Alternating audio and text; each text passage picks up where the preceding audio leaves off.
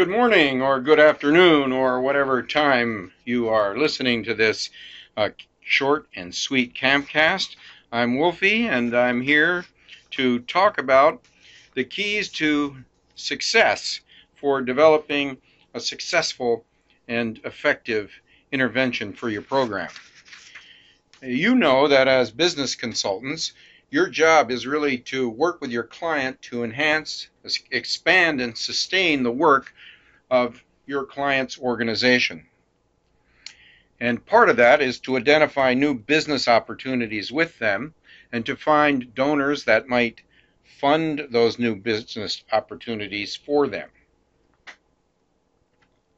So getting off to a good start requires an attitude, a proper attitude, and that attitude is characterized by being passionate about what you're doing, by getting invested in the organization that you're working with and in the problems that that organization is facing.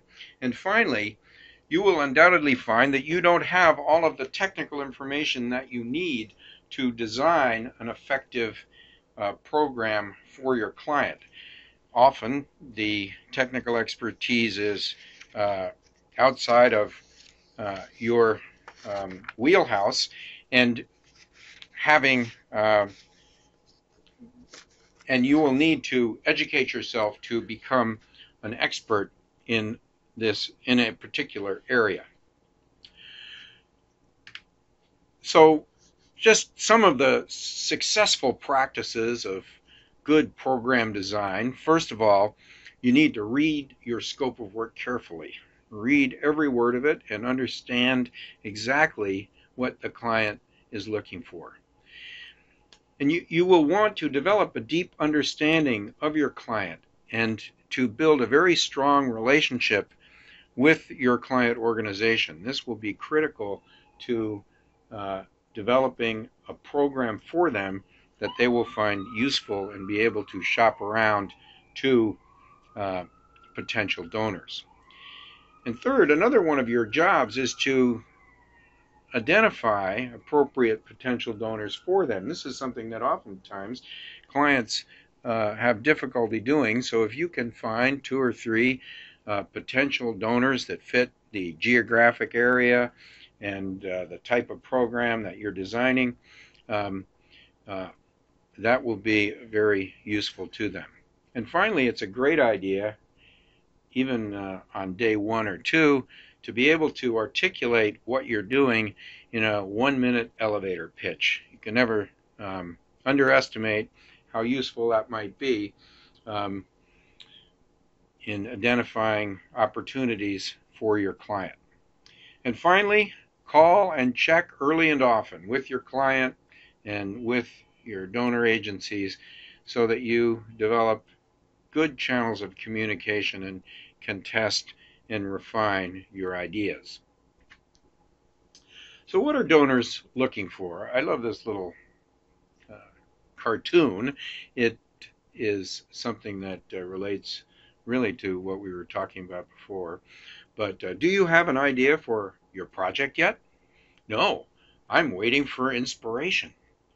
You can't just turn on creativity, like a faucet. You have to be in the right mood. And what mood is that?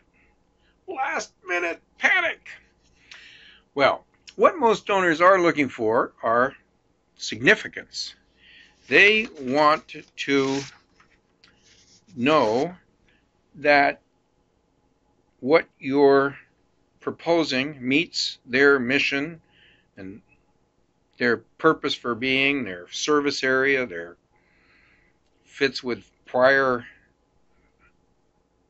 funding that they've provided, and above all, they want it to make a difference. They want to be sure that it's technically feasible, so you have to do your homework about and educate them about the feasibility of your program intervention. They want to know that the program will have a strong public response.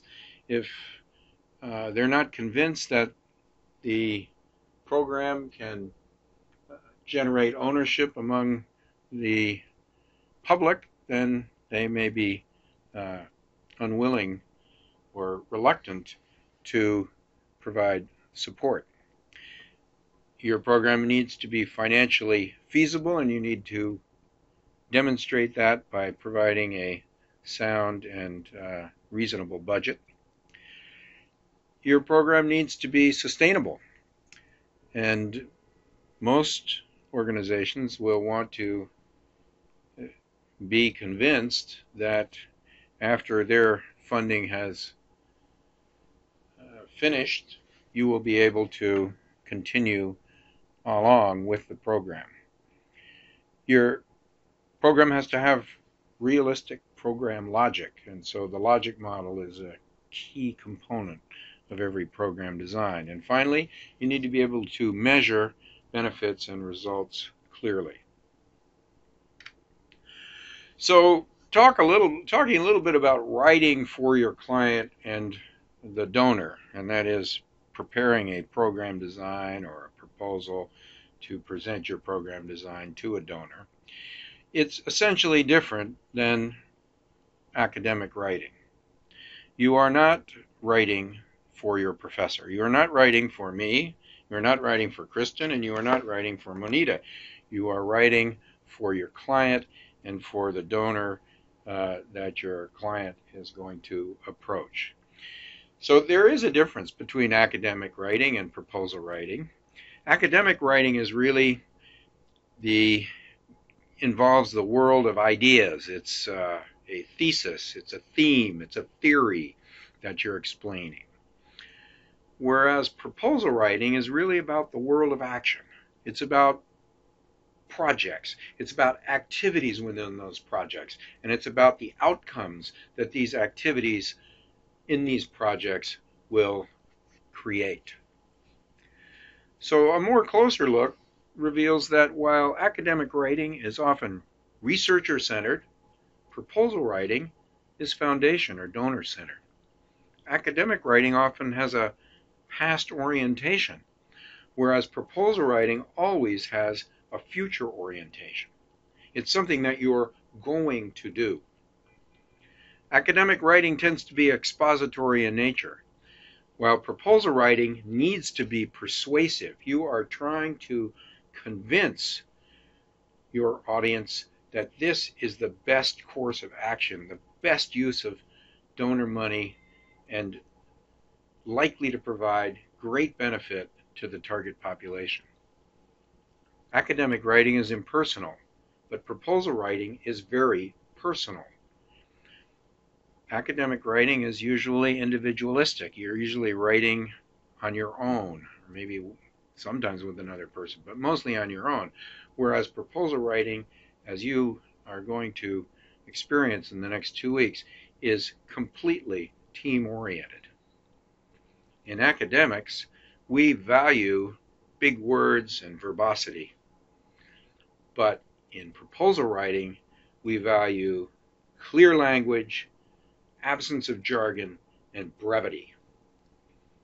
And finally, we try to avoid the specialized terminology of academic writing and make our proposal writing accessible, and we use language that's accessible to ordinary people. So finally, when you present your program, you want to grab the interest of your audience immediately. You want to explain the importance and stress the need for the intervention that you're proposing. What is the extent and magnitude of the problem? We talked about the situation analysis before in prior Camcast. The target population, the contributing factors, the impact of the problem. And you need to educate on the issues. You need to identify and explain the current gaps. You need to discuss and educate about potential different approaches and which one and why yours is the most promising. And finally, you need to describe and be conversant with the challenges and the benefits that you expect when you implement your program. So I just want to quickly run over the steps in program design that we will be undertaking over the next 2 weeks. We've already talked in a prior Camcast about assessing the situation, and this one is really about the program intervention or stating the problem. We'll also be talking, and you will be developing a logic model for your program, goals and measurable objectives for the program, an implementation plan, a monitoring plan and evaluation plan. I left out here on the slide, I can't believe it, a budget, which you will also be providing to your client, and finally, a sustainability plan.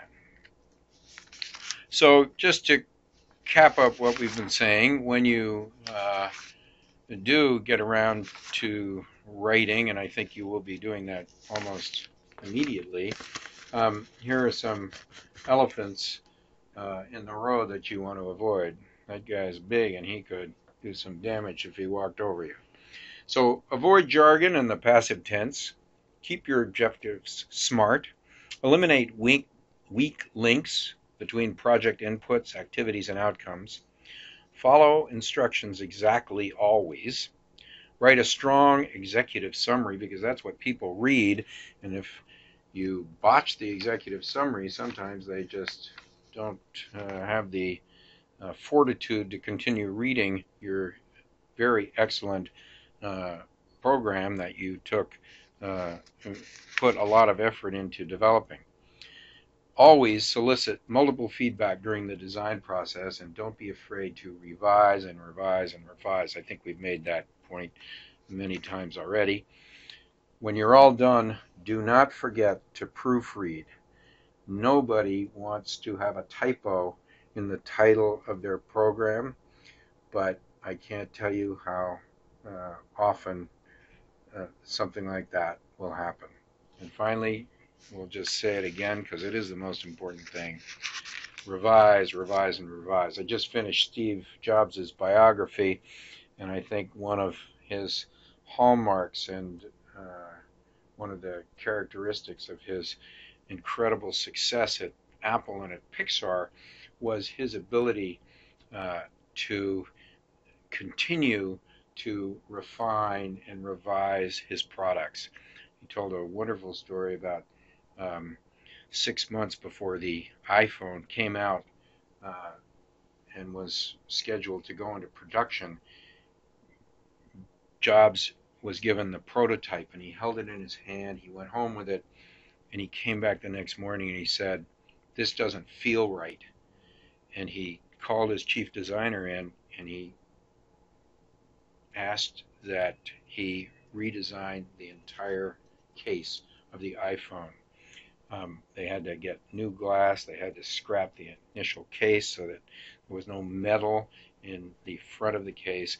And they did this all 6 months before they were supposed to launch production of the product. An incredible thing. But that's, I think, what you have to do to really be excellent is you have to be willing to keep making improvements right up until the end. So that's all I have in this Camcast, and we'll be looking forward to seeing you in class. So take care and be well.